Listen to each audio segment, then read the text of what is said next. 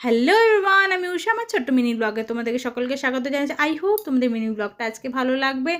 এই প্রতিদিনকার মতো আজকেও আমার ডিউটি ওটাই, বাবুকে ছেড়ে আসা স্কুলে। তো চলো এখন যাচ্ছি। বন্ধুরা, এই ছেলেটা কোনো মতে নিচে নামবে না, হাঁটবেও না, এ কোলেই থাকবে।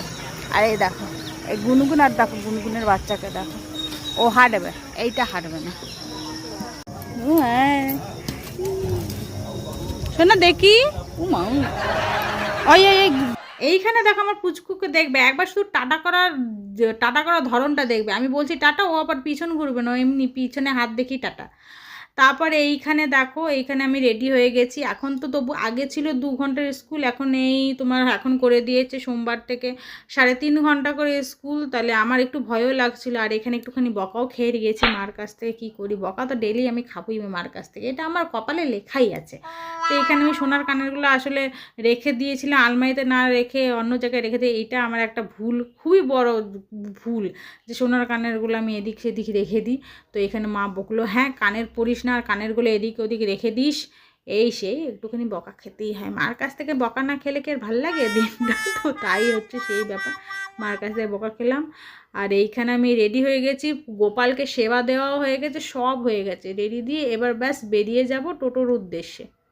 যেতে যেতে হঠাৎ দেখলাম, এই বাবা, টোটোতে 3টে ছাগল পেছনে বসে, ওই মা ড্রাইভার সিটে আরেকজন ছাগল বসে। মনে হচ্ছিল কি উনি চালাচ্ছেন, এরা 3জন প্যাসেঞ্জার বসে। দেখিনি, এত হাসি পেলো আমার, এরকম সিন দেখিনি। তো এই দেখতে দেখতে দাদা চলে এসেছিলো নিতে।